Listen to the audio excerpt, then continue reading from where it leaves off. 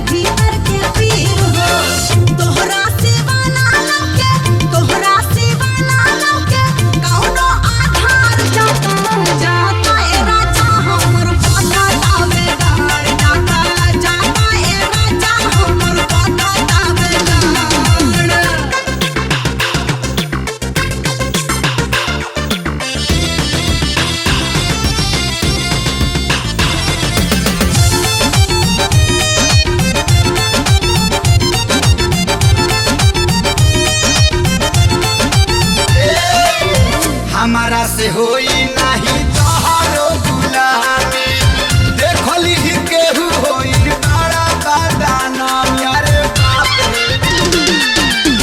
हमारा से होई नहीं तोहरो गुलामी देखली केहू होई बड़ा बदनाम।